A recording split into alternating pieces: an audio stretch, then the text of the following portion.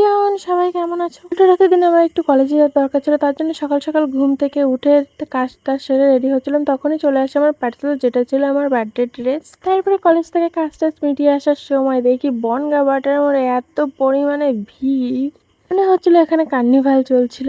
এমন কিন্তু দোকানপাট বসেনি, তার মধ্যে যা বসেছিল বেশি দোকানপাটই ছিল গাছের পালা, এই সমস্ত আর কি। তাছাড়াও টুকটাক ভালোই দোকানপাট বসেছিল। আর খাবারের দোকানপাট তো রোজই বসে, এগুলো আর কি ধরার মধ্যেই না। এখান দিয়ে কিন্তু ছোট বড় অনেকগুলো রথ যাচ্ছিল, 4-5টা করে রথ যাচ্ছিল আসছিল। আমি কিন্তু একটু সময় দেখলাম, আর ফার্স্ট টাইম কিন্তু আমি রথের দড়িও ধরেছিলাম। একটা দুটো রথের সঙ্গে কিন্তু মাইকে গান চালাতে চালাতেও আসছিল, এর জন্য বিসর্জনের মতো সবাই নাচ করতে করতেও আসছিল। কিন্তু ওখান থেকে একটু প্রসাদ টসাদ নিয়ে চলে আসে, আর এখান থেকে কিন্তু প্রচুর প্রসাদ দিচ্ছিল রাস্তায়, একটু একটু পরপর জিলাপি এটা সেটা অনেক ধরনের প্রসাদ দিচ্ছিল আর কি। ওখান থেকে চলে আসি মতিগঞ্জে, কারণ কি ক্লক টাওয়ারে যাবো বলে। অনেকদিন ধরে একটা পিৎজা খেতে যাচ্ছিল, এর জন্য ওখান থেকে ভাবলাম পিৎজাটা নিয়ে যাই। সেখানে যেহেতু আমি একদম গোলমাল পাকিয়ে ফেলছিলাম, একবার 3 তলায় গেছি, 3 তলার থেকে 2 তলায় পাঠালো, এই করে করে কোথায় কি করব বুঝতেই পারছিলাম না।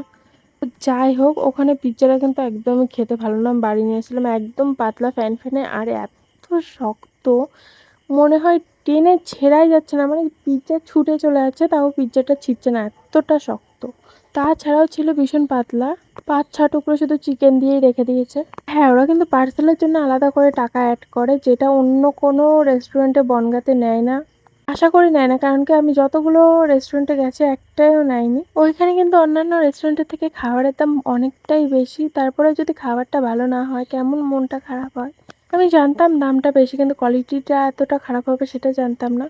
হ্যাঁ, আমার কাছে পিৎজার একটা ফটো আছে, তোমাদের সঙ্গে শেয়ার করছি, ভিডিও তো নেই। একটা গাইড দাঁড়িয়েছিল, উনি জিজ্ঞাসা করেছিল খাবার কেমন লেগেছে, যেহেতু আমরা খাইনি কি করে জানাবো, নেক্সট টাইম গেলে অবশ্যই জানিয়ে আসবো।